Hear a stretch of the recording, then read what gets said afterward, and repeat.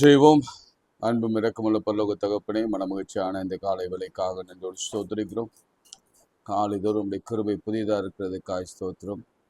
புதிய வாரம், புதிய நாள், அதிகாலை வேலை, கர்த்தருடைய சமூகம் நீர் விசாரிக்கிறவராய் எங்கள் மத்தியில் வந்திருக்கிறபடினால் நமக்கு ஸ்தோத்திரம். இரவெல்லாம் பாதுகாத்தீர். கடந்த வாரம் முழுவதும் என்னை கண்ணின் மணியை போல காத்தீர். உமக்கு ஸ்தோத்திரம். இந்த புதிய வாரத்திலே புதிய அற்புதங்களை காணும்படியாகவும் கிருபை செய்ய போகிறீர். உமக்கு நன்றி செலுத்துகிறோம். கடந்த வந்த பாதையிலே நீர் எங்களை சுமந்து வந்தீர். உமக்கு நன்றி. யோர்தானை கடக்க பண்ணினீர். உமக்கு ஸ்தோத்திரம். செங்கடலை பிளந்தீர். உமக்கு நன்றி. எரிகோவை உடைத்தீர். உமக்கு ஸ்தோத்திரம். ஆண்டவரே, எங்களுக்காக நீர் முன் சென்று கோணலானுவில் எல்லாவற்றையும் செவையாக மாற்றினீரே. உமக்கு ஸ்தோத்திரம். இந்த நாளிலும் கூட எங்கள் சரீரத்தில் காணப்பட்ட வியாதிகளும் பலவீனங்களும் நோய்களையும் நீர் அப்புறப்படுத்தி எங்கள் பிராணனை அழிவுக்கு விலக்கி விட்டு நன்மையினாலே கிருபையினாலே முடிசூட்டினீர். உமக்கு ஸ்தோத்திரம். நாங்கள் உன்னதமான மறைவில் இருக்கிறபடினாலே, சர்வ வல்லவரின் நிழலில் தங்குகிறபடினாலே எங்களுக்கு ஒரு குறையும் இல்லை. இயேசுவின் நாமத்தில் ஜெபிக்கிறோம் நல்ல பிதாவே, ஆமென். இயேசு ராஜா வந்திருக்கிறார், எல்லோரும் கொண்டாடுவோம் என்ற பாடலை நாம் பாடுவோம். இயேசு ராஜா வந்திருக்கிறார், எல்லோரும் கொண்டாடுவோம், கைத்தட்டி நாம் பாடுவோம். இயேசு ராஜா வந்திருக்கிறார், எல்லோரும் கொண்டாடுவோம், கைத்தட்டி நாம் பாடுவோம். கொண்டாடுவோம், கொண்டாடுவோம், கவலைகள் மறந்து நாம் பாடுவோம். கொண்டாடுவோம், கொண்டாடுவோம், கவலைகள் மறந்து நாம் பாடுவோம். இயேசு ராஜா வந்திருக்கிறார், எல்லோரும் கொண்டாடுவோம், கைத்தட்டி நாம் பாடுவோம். கூப்பிடு நீ பதில் கொடுப்பார், குறைகள் எல்லாம் நிறைவாக்குவார். கூப்பிடு நீ பதில் கொடுப்பார், குறைகள் எல்லாம் நிறைவாக்குவார்.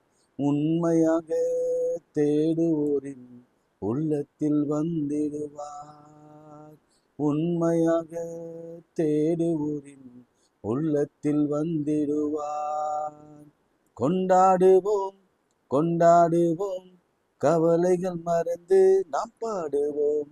கொண்டாடுவோம், கொண்டாடுவோம், கவலைகள் மறந்து நாம் பாடுவோம்.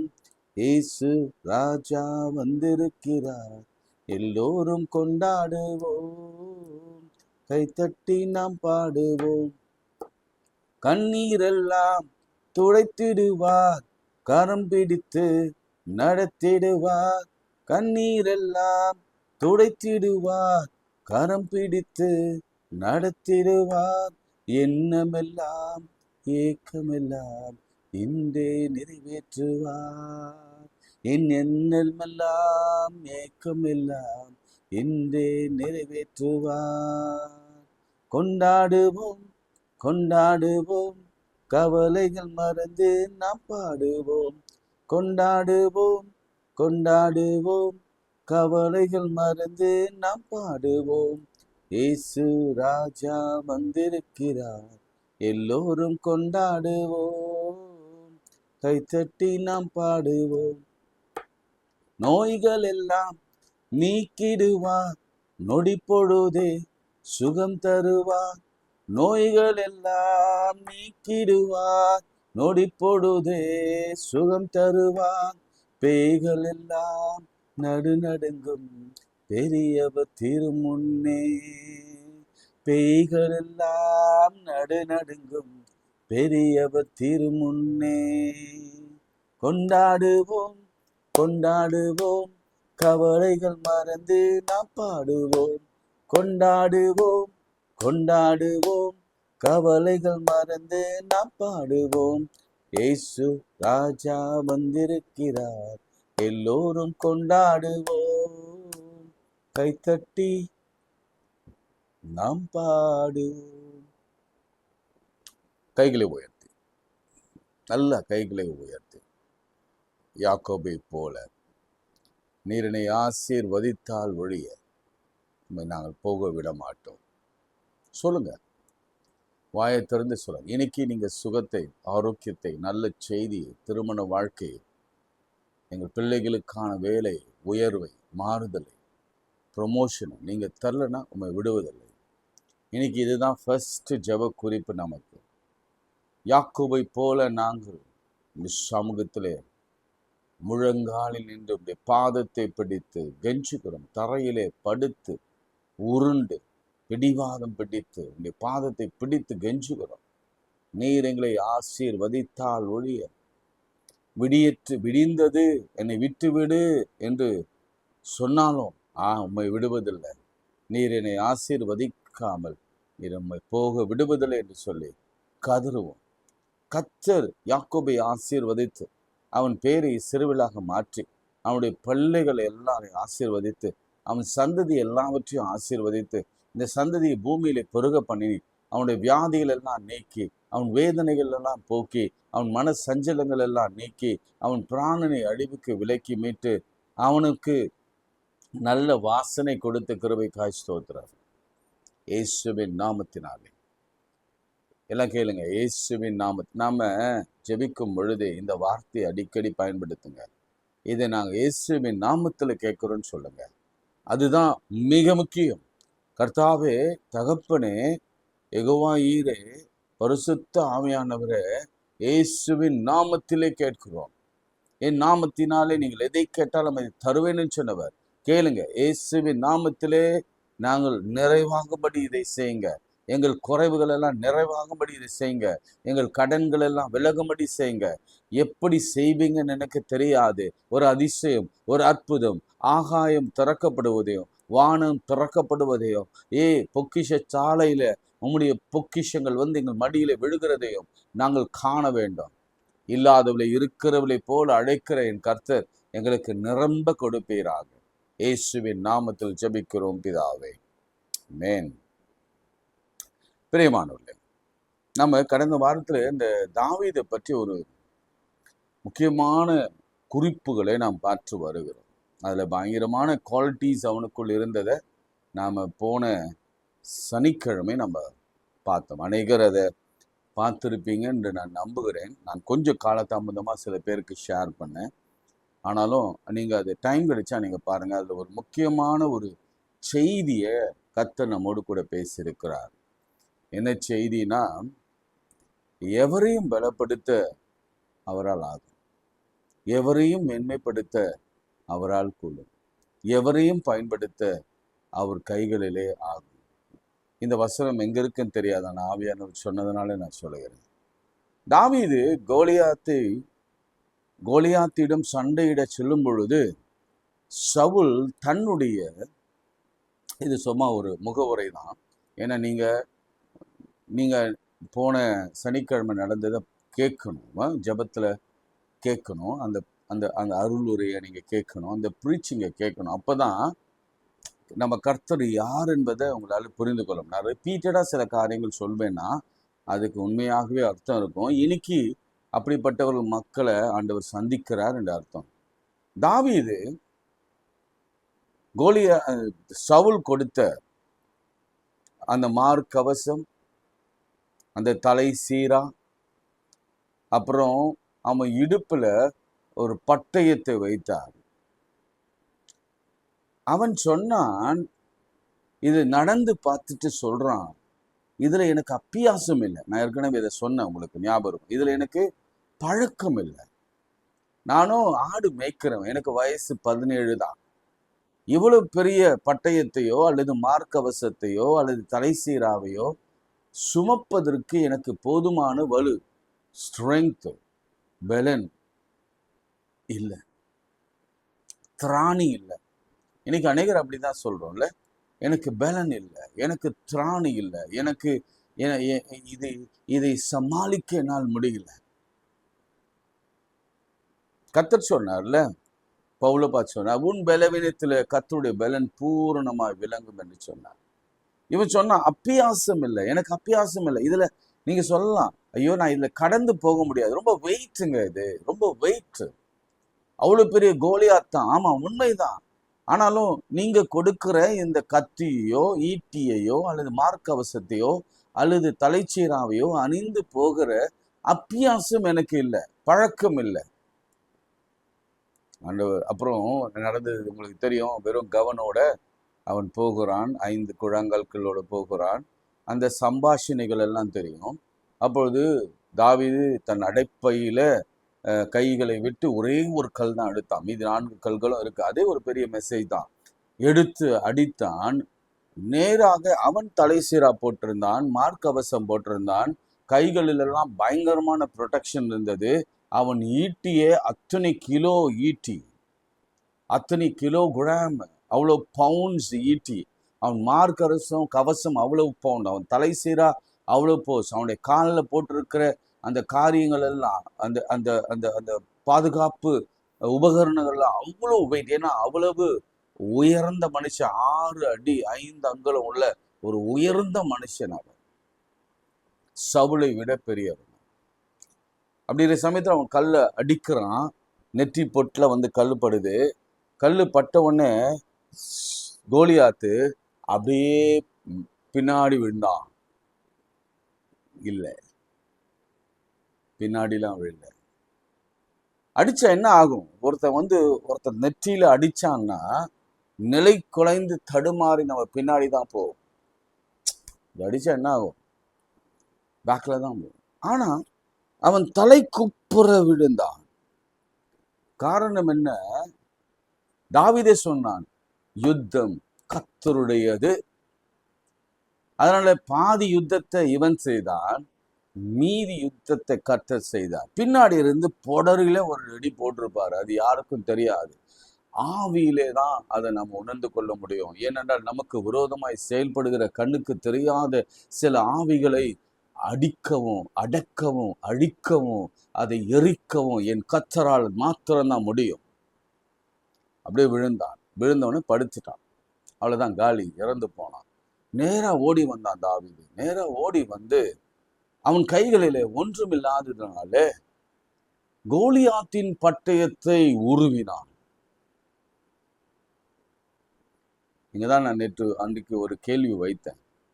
அப்பியாசம் இல்லை, உங்க பட்டயத்தை தூக்க கூட என்னால முடியாது, அப்பியாசம் இல்லை. ஆனா எங்கிருந்து அந்த ஸ்ட்ரென்த் வந்தது? எங்கிருந்து அந்த பலன் வந்தது?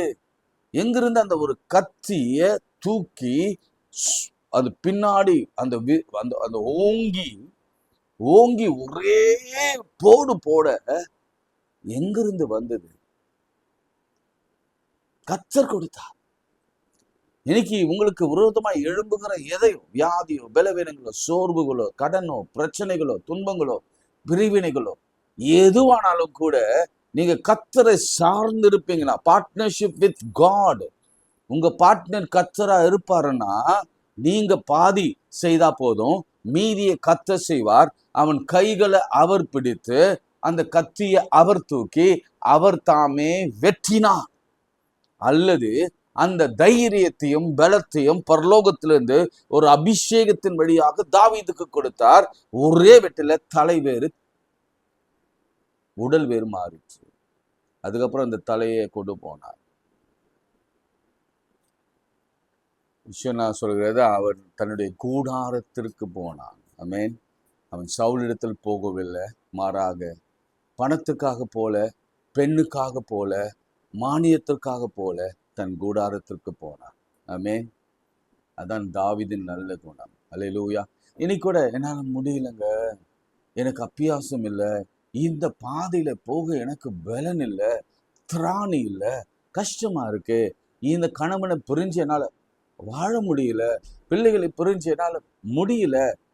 கண்டிப்பா கஷ்டம்தான். ஆனாலும் கர்த்தர் உங்களோடு கூட பார்ட்னரா இருப்பாருன்னா, அவர் உங்களுக்கு நண்பரா இருப்பாரா, அவர் உங்களுக்கு சிநேகிதரா இருப்பார்னா, இதை காட்டிலும் மேலானவைகளை நீ செய்வாய், காண்பாய். உனக்கு விரோதமாய் எழும்புகிற, இந்த பிரிவினைக்கு விரோதமாய் இருக்கிற, அல்லது இந்த வியாதிக்கு விரோதமாய் இருக்கிற, இந்த கடனுக்கு விரோதமாய் இருக்கிற, இல்ல இந்த பொல்லாத ஆவிகளை என் கர்த்தர் தன்னுடைய கரத்தினாலே அழிப்பார். அதை உங்கள் கண்களிலே நீங்க பார்ப்பீங்க. அபியாசம் இல்லை ஆண்டவரே கத்தி தூக்க, நான் உங்களுக்கு தரேன் அப்பியாசத்தை தான் தரேன்னு சொல்லி ஆண்டவர் அவனுக்கு அப்பியாசத்தை கொடுத்து அவனை ராஜாவாக மாற்றினார். ரைட்.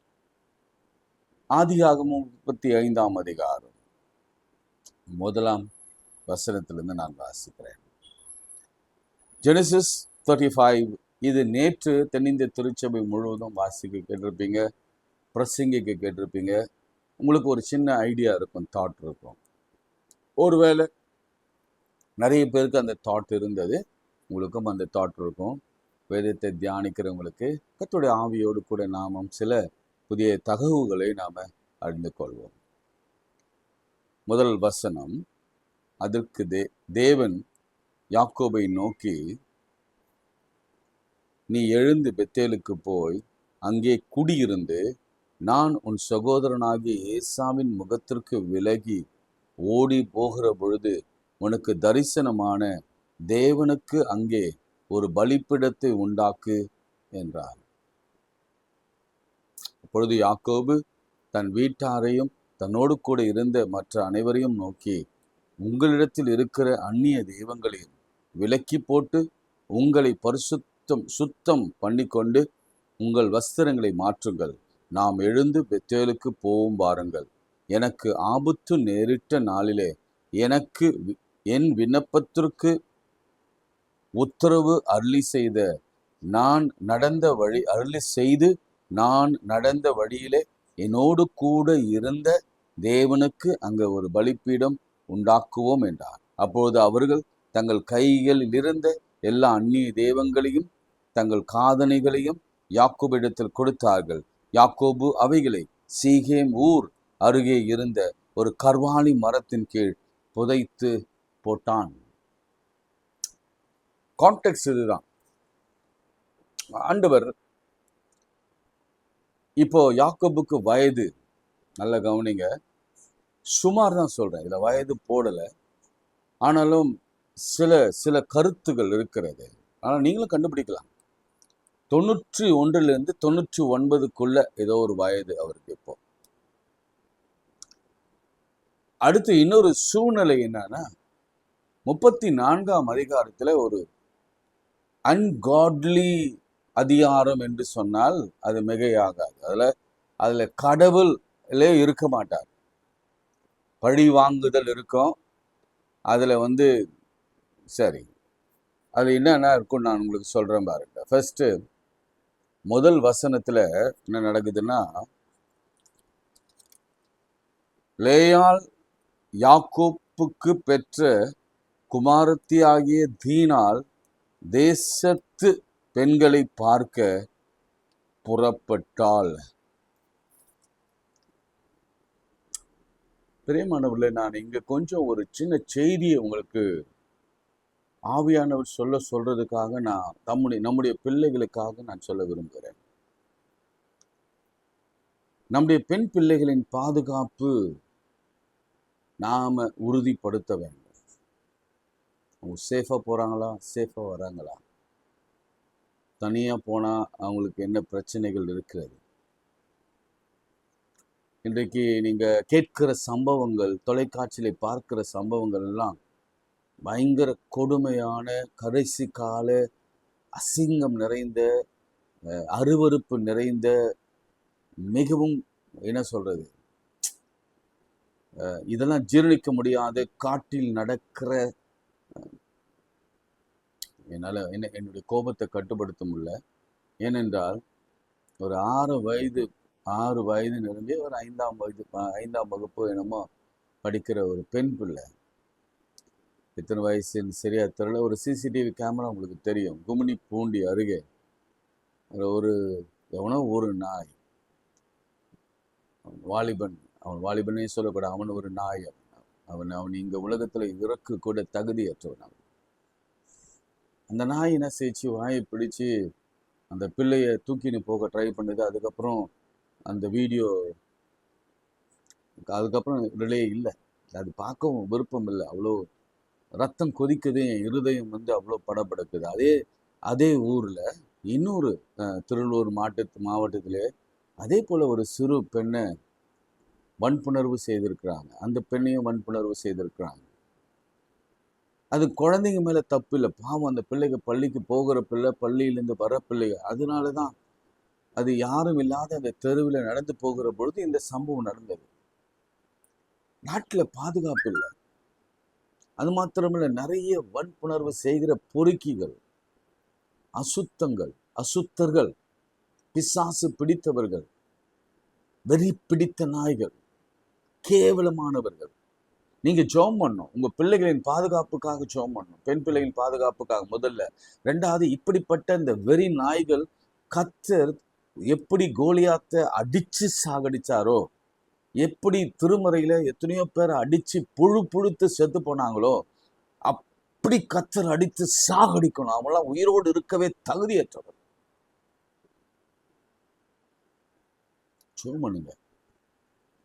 சோமனுங்க, அசட்டியா இருந்துடாது. நான் யாக்கோபு மகள் மீது ரொம்ப பரிதாபப்படுறேன். அந்த பெண் சும்மா அந்த ஊர்ல இருக்கிற பெண்களை பார்க்க போனா, அங்கிருந்த ஒரு சீகேம் என்ற ஒருவன், அவன் ராஜபுத்திர பையன் நினைக்கிறேன். அந்த அந்த அந்த அந்த நாய் அழிச்சு போட்டான். இதுல பயங்கர கோபம் வந்தது. யாருக்கு கோபம் வந்ததுன்னா, லேயாளுடைய பிள்ளைகளாகிய சிமியோனுக்கும் லேவிக்கும். இயல்பா வரும். அதனால பல ட்ரிக் பண்ணி அவங்கள விருத்த சேதனம் பண்ண சொல்லி அவன் கல்யாணம் பண்ணி பார்க்க வர்றான். அவன் இன்னும் நல்லவ மாதிரி ஆக்ட் பண்றான். நாங்க சேர்ந்துக்கிறோம் சொல்றான். அதனால எந்த நாயையும் நம்பாதீங்க. உங்களை கெடுத்தவன் நான் கல்யாணம் பண்ணிக்கிறான்னா அந்த நாயை மாத்திரம் நம்பாதீங்க. சாரி, ஆவியானவர் சில நேரங்களிலே பயங்கர எரிச்சல் உள்ளவராக இருப்பார். கர்த்தர் எரிச்சல் உள்ள தேவன். அவர் உங்களை பத்தி தெரியும்ல, அவரை பத்தி உங்களுக்கு தெரியும்ல, அவர் எரிச்சல் உள்ள தேவன். இதை கண்ணும் காணாமல்லாம் இருக்க மாட்டார். நீங்க கூடிய சீக்கிரத்துல பாருங்க, இந்த மாதிரி ஆட்களுக்கு நடைபெற போகிற விளைவை நீங்க கூடிய சீக்கிரத்துல பார்ப்பீங்க. நான் நம்புகிற ஆண்டவர், நான் விசுவாசிக்கிற என் கர்த்தர் அவங்களெல்லாம் நியாயத்துல கொண்டு வந்து நிறுத்தி அவனுடைய ஜீவன் பிரிகிறத, அது பயங்கரமா இருக்கும். சரி, ஓகே, நான் கோவத்துக்கு உச்சத்துக்கு போயிட்டேன்னு வச்சுக்கோ. என்ன பண்ணாங்கன்னா, அவங்க சகோதரர் 2 பேர், லேவியும் சிமியோனும் சரியா பண்ணாங்க, கொலை பண்ணாங்க. அந்த ட்ரைபே கொலை பண்ணி போட்டாங்க. ட்ரைப் கொலை பண்ணிட்டாங்க. ஆனாலும் யாக்கோபு அவன் பாவம் ஏமாளி மாதிரி ஒரு வார்த்தை சொல்றான். கவனிங்க, 30ஆம் வசனம். அப்பொழுது யாக்கோபு சிமியோன் 34:30. அப்போது யாக்கோபு சிமியோன் லேவியும் பார்த்து, இந்த தேசத்தில் குடியிருக்கிற கானானியரிடத்திலும் பெர்சியரிடத்திலும் என் வாசனையை நீங்கள் கெடுத்ததினாலே. அவர் பெரிய வாசனையா இருந்தாராங்க.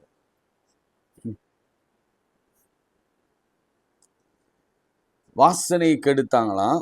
அடுத்து என்ன சொல்றாரு? என்னை கலங்க பண்ணு. அது அவன் பயப்படுவான், எப்பவுமே பயப்படுவான்னு வச்சுக்கோங்களேன்.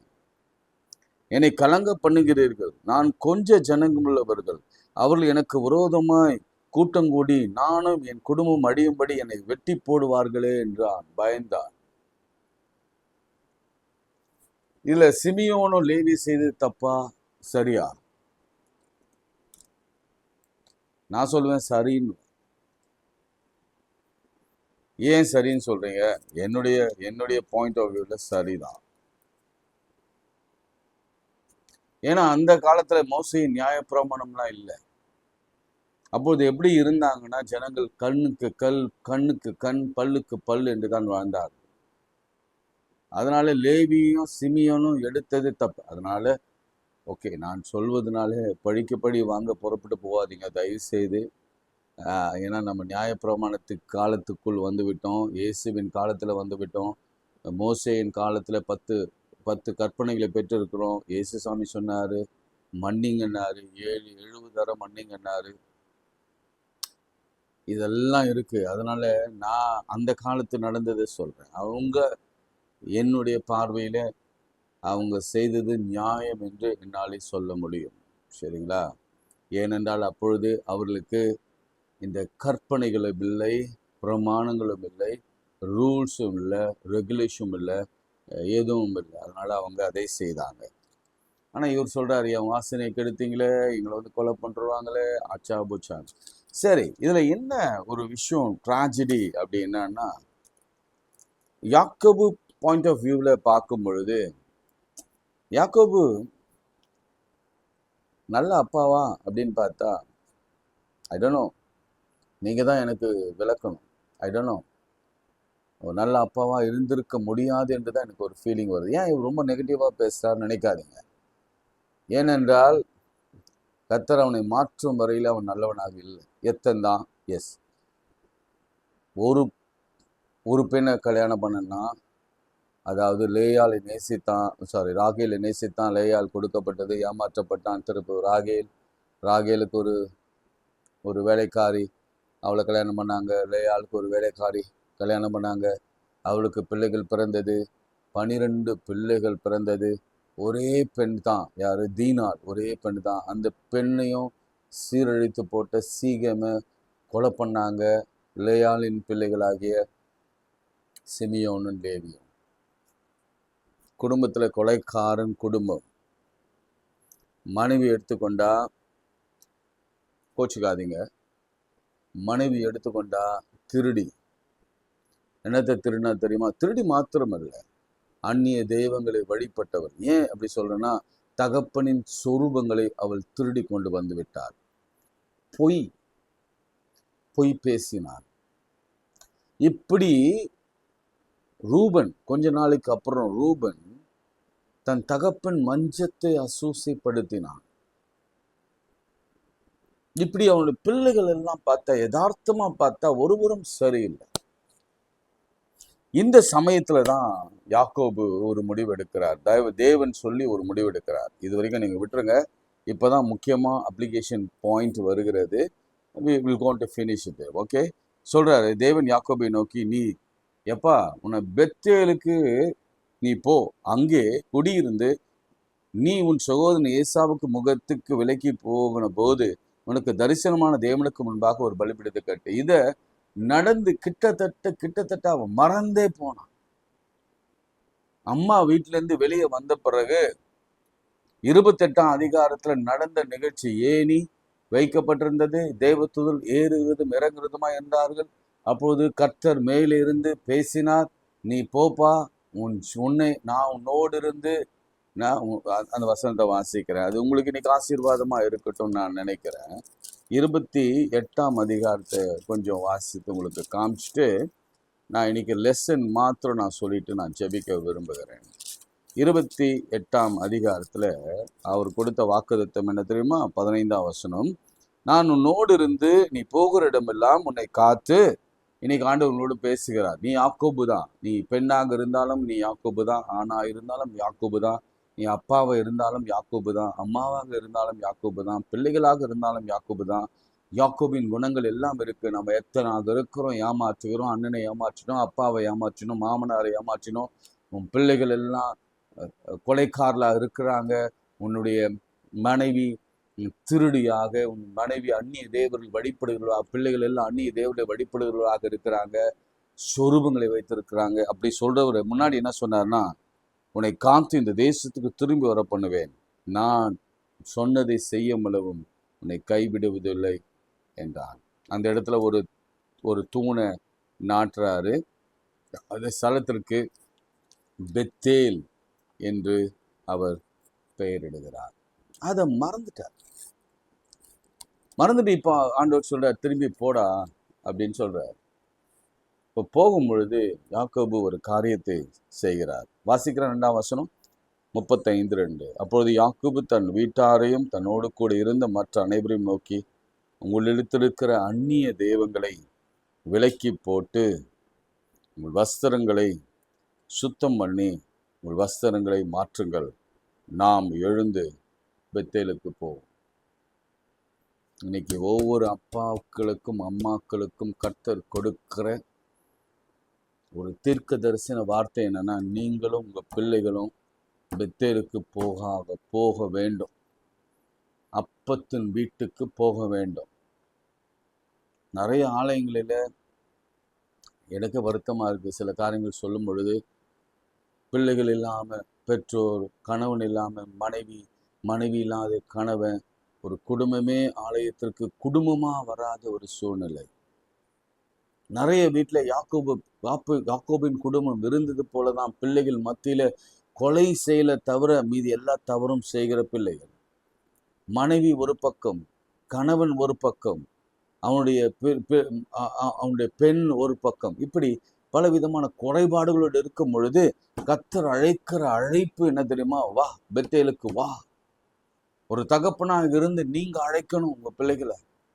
அம்மா வா பெத்தேலுக்கு, மகளே பெத்தேலுக்கு வா. நீ மற்ற பெண்களை பார்க்க போக வேண்டிய அவசியம் இல்லை. பெத்தேலுக்கு வா மகனே, பெத்தேலுக்கு வா. மனைவியை பார்த்து, கணவனை பார்த்து பெத்தேலுக்கு வா, திரும்ப வா, திரும்ப வா, திரும்ப வா. உன்னுடைய அந்நிய தெய்வங்களை விட்டு, உன்னுடைய சொரூபங்களை விட்டு, உன் வஸ்திரங்களை மாற்றி உங்களை பரிசுத்தம் பண்ணி கொண்டு, உங்களை சுத்தம் பண்ணி கொண்டு நீ வா. இங்க ஒரு அழகான ஒரு காரியம் இருக்கு. அடுத்த 4ஆம் வசனத்துல, அவர்கள் தங்கள் கைகளில் இருந்த அந்நிய தெய்வங்கள் எல்லாம் பாருங்க, இந்த பிள்ளைகள் எல்லாம் கானான்ல போய் அந்நிய தெய்வங்களை வழிபட ஆரம்பிச்சிட்டாங்க. இன்னைக்கு நம்ம பிள்ளைகள் கைகள் இருக்கிற அந்நிய தெய்வங்கள் என்ன கண்டுபிடிச்சிங்களா? நம்ம கையில இருக்கிற அந்நிய தெய்வங்கள் என்ன? தேவனுக்கு விரோதமாய் செய்கிற எல்லா செயல்களும் அந்நிய தெய்வங்கள் தான், சொரூபங்கள் தான். வேண்டுகிறதெல்லாம் அந்நியர், வேண்டுகிறதெல்லாம் எல்லாம். நம்ம பிள்ளைகள் யாரை போய் வேண்டுறாங்க? எந்த கோயில போய் நிக்கிறாங்க? எந்த சபையில போய் நிக்கிறாங்க? எந்த ஸ்டாச்சுக்கு முன்னாடி நிக்கிறாங்க? எந்த சிலைக்கு முன்பாக நிற்கிறாங்க? எந்த அந்நிய தேவர்களுக்கு முன்னாடி? ஏதாவது கேள்விப்பட்டிருக்கிறீங்களா? கேட்டு இருக்கிறீங்களா? ஏன் கோயிலுக்கு போறதில்ல கேட்டீங்களா? ஏன் திருவிருந்து எடுக்கல கேட்டீங்களா? ஏன் பைபிள் வாசிக்கல கேட்டீங்களா? ஏன் ஜெபம் பண்ணல கேட்டீங்களா? ஏன் உபவாசம் இருக்கல கேட்டீங்களா? நீங்க கேட்கலனா அக்னி தழலும் பிள்ளைகள் மேல நீங்க போடுற. அந்நிய தெய்வங்களை எடுத்துட்டு காதணிகளை யாக்கோபினிடத்தில் கொடுத்தார்கள். அதுல ஒரு சின்ன முக்கியமான சங்கதி இருக்கு. காதணி ஏன் அப்போ போட்டாங்க? அந்த காலத்துல போட்டாங்க. பட் காதணிக்கு சில அர்த்தங்கள் உண்டு. பெண்கள் போட்டா அது ஒன்றும் பெரிய குறை இல்லை, அது இயற்கையான ஒன்று தான். ஆண்கள் அந்த காதணிகளை போட்டாதான் தவறு. அதை தங்களுடைய காதணிகளை, தங்களுடைய தெய்வங்களை கொடுத்தார்கள். இது ஒரு பக்கம் ஒரு காதணி போட்டா அதுக்கு ஒரு அர்த்தம், இடது பக்கம் ஒரு காதணி போட்டா அதுக்கு ஒரு அர்த்தம், 2 காதணிகள் போட்டா அதுக்கு அர்த்தம் என்று ஆண்களுக்கு வெவ்வேறு அர்த்தத்தை வெளிநாடுகளில், யூரோப்பியன் கண்ட்ரீஸ்ல அவங்க அதை வைத்திருக்கிறாங்க. நீங்க அதை ஆராய வேண்டிய அவசியம் இல்லை. ஆனால் காதணி ஏதோ ஒரு காரியத்தை இவங்க சொல்றாங்க. கம்பல் போட்டு ட்ரெஸ் கோடு கொடுங்க. ட்ரெஸ் கூட நீங்க ஒரு மாதிரி ட்ரெஸ் போட்டீங்கன்னா நீங்க எதையோ விளக்குறீங்க, ஏதோ சொல்றீங்கன்னு அர்த்தம். புரியுதுங்களா? நல்லா கவனிங்க. ட்ரெஸ்ல கூட பரிசுத்தம் இருக்கணும். காதுகளில போடுகிற ஜுவல்ஸ், கழுத்துல போடுகிற ஜுவல்ஸ், கைகளில் போடுகிற ஜுவல்ஸ்ல ஒரு அர்த்தம் இருக்கணும்.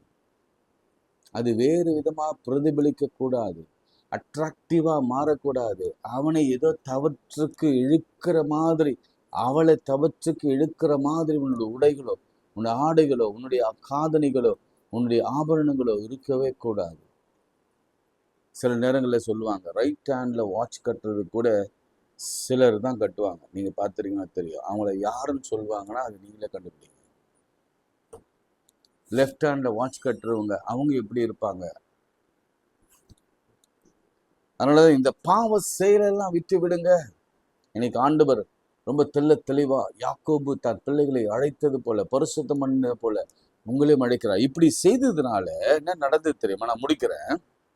10ஆம் வசனத்துல, தரிசனமானார், அவனுக்கு மறுபடியும் தரிசனமானார், அவனை ஆசீர்வதித்து, 9th verseல ஆசீர்வதித்து, ரைட்? நீங்க வீட்டில் போயிட்டு கொஞ்சம் நிறைய காரியங்கள் படிங்க.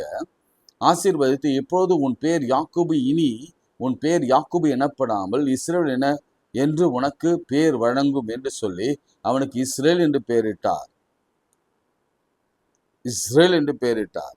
அதுக்கப்புறம் 13ஆம் வசனம் தான் முக்கியமான வசனம். இதை சொல்லி நான் ஜெபிக்க விரும்புகிறேன். பெத்தெல்லாம் உங்களுக்கு தெரியும். தேவன் அவனோடு பேசின ஸ்தலத்திலிருந்து அவனை விட்டு எழுந்து அருளி போனார். சர்வ வல்லவர் எத்தனாகிய யாக்கோபோட, தாம் பிள்ளைகளை வளர்க்க தெரியாத யாக்கோபோட தன் மனைவியை சரியாக வைத்து கொள்ளாத யாக்கோபோட உட்கார்ந்து பேசி எழுந்து போனான். எங்கேயாவது பைபிள்ல அவர் உட்கார்ந்து பேசினான்னு போட்டிருக்கா? யாக்கோபுக்கு மாத்திரம்தான். எங்காவது போட்டிருந்தா எனக்கு எழுதி அனுப்புங்க. எழுந்து போனான், எழுந்தருளினான். நீங்க ஆண்டவரத்துல உங்க பிள்ளைகளை சேர்ப்பீங்கன்னா கர்த்தர் உங்களோடு கூட உட்கார்ந்து பேசுவார். உங்கள் சந்ததிகளை, உங்கள் பெயர்களை மாற்றுவார். உங்கள் சந்ததிகளை ஆசீர்வதிப்பார். உங்கள் பிள்ளைகளின் பிள்ளைகளை கர்த்தர் ஆசீர்வதிப்பார். ஏன்னா நம்மளுக்கு இருக்கிற ஒரே ஒரு நம்பிக்கை நம்ம பிள்ளைகள் தான். இந்த பிள்ளைகளும் கெட்டு போனாங்கன்னா நம்ம வாழ்க்கையில ஒண்ணுமே இல்லை. அந்த பிள்ளைகளுக்காக நாம் திறப்பிழைக்க வேண்டிய யாக்கோபை போல அழைக்க வேண்டும். வாங்க நம்ம பெத்தேலுக்கு போகலாம், சோமன்லாம். அன்புள்ள ஆண்டவரே, இந்த வேலைக்காக நன்றியோடு ஸ்தோத்திரிக்கிறோம். என் பிள்ளைகள் ரொம்ப தாறுமாறா இருக்கிறாங்க. என் மகள்கள் ரொம்ப தாறுமாறா இருக்கிறாங்க. என் கணவன் இப்படி இருக்கிறான், என் மனைவி இப்படி இருக்கிறா. எப்படி இருந்தாலும் சரி, கர்த்தர் நீ தெரிந்து கொண்ட பெத்தேலுக்கு வருவாங்கன்னா, பெத்லஹேம்க்கு வருவாங்கன்னா, அப்பத்தின் வீடுக்கு வருவாங்கன்னா, கர்த்தர் எழுந்து அருளின இடத்திற்கு வருவாங்கன்னா, கர்த்தர் தரிசனமான இடத்துக்கு வருவாங்கன்னா, கர்த்தர் கொடுத்த வாக்குதத்தம் உள்ள இடத்துக்கு வருவாங்கன்னா, கர்த்தர் யாக்கோபை ஆசீர்வதித்து போல எங்களை ஆசீர்வதிக்க காத்து கொண்டிருக்கிறார். இன்னைக்கு பலவிதமான வியாதிகள் மத்தியில இன்னைக்கு டெஸ்டோடு கூட சிலர் மருத்துவமனைக்கு போறாங்க. கர்த்தர் எஸ் லார்டு அதிசயத்தை செய்ய போகிறார். அதுக்காக ஸ்தோத்திரம். இன்னைக்கு நிறைய திருமண காரியங்கள், பண வரவு, ஆசீர்வாதம், கடனிலிருந்து விடுதலை, வியாதிலிருந்து விடுதலை, சிறுநீரகம் குணமாகிறத இன்னைக்கு நீங்க பார்க்க போறீங்க. இருதயம் பழைய போல துடிக்கிறத நீங்க பார்க்க போறீங்க.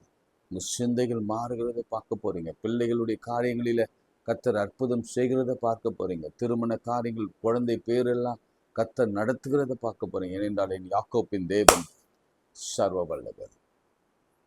என் யாக்கோப்பின் தேவன் அவர் சர்வ வல்லவர். நீங்க வாசித்தீங்கன்னா சொல்லுவோம், சர்வ வல்லவர். ஆண்டவரே, துதி கன மகிமைக்கு சொல்றோம். இயேசுவின் நாமத்தில் ஜெபிக்கிறோம் நல்ல பிதாவே, ஆமென். நமது ஆண்டவராகிய இயேசு கிறிஸ்துவின் கிருபை, பிதாவாகிய தேவனுடைய அன்பு, பரிசுத்தாவின் ஐக்கியம் நம் அனைவரோடும் இன்னும் சதா காலங்களில் இருக்கிறதா. God bless you.